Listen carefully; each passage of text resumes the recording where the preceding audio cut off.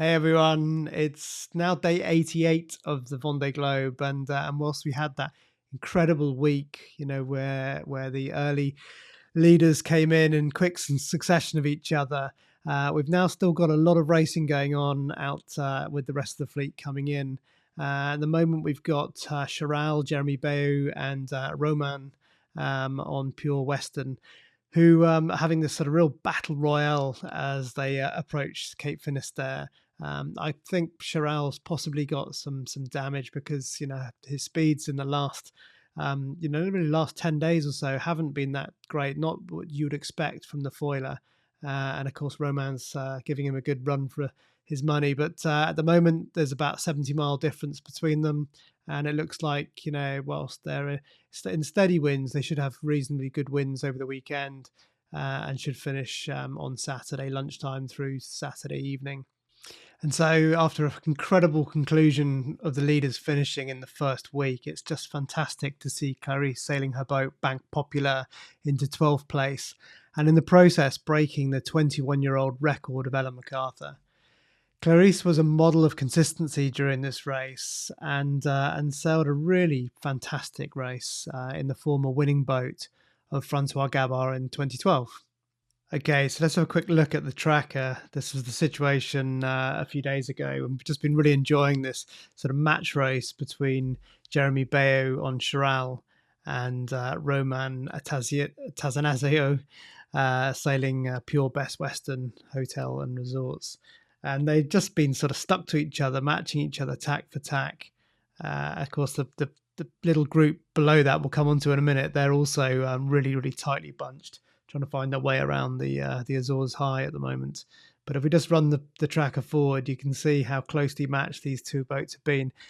I suspect that Jeremie Beyou's got some problems with his foils, or he certainly, doesn't seem to be sailing the boat to its full potential. But it looks like they're in for a fairly close finish. And then the boats behind them, there's this wonderful kind of group of four boats, closely followed by Pip Hare.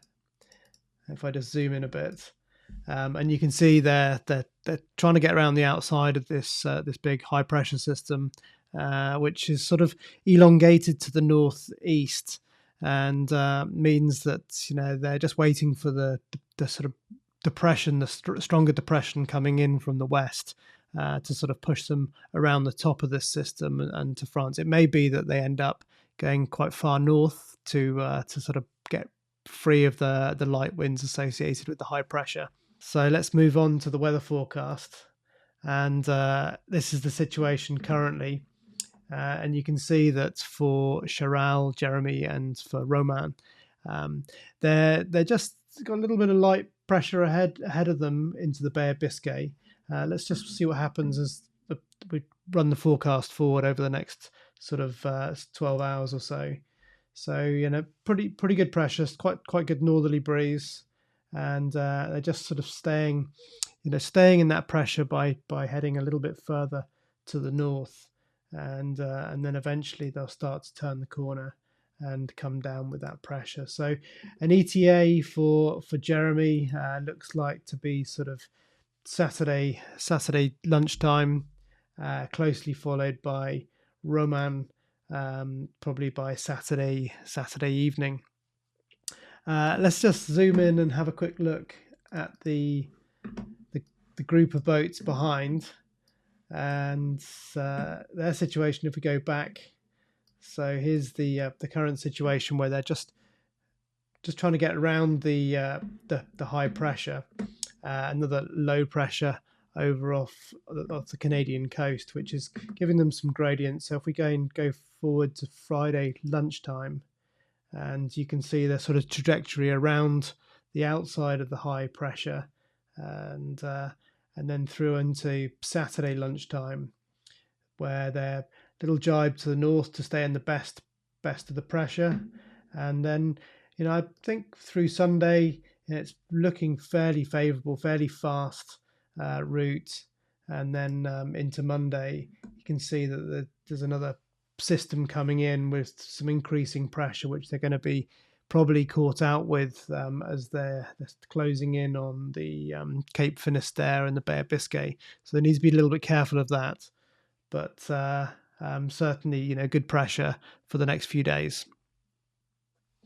So that's it from me today. Just a very quick update. We're just doing a few of these whilst we've got some of the competitors still out on the water.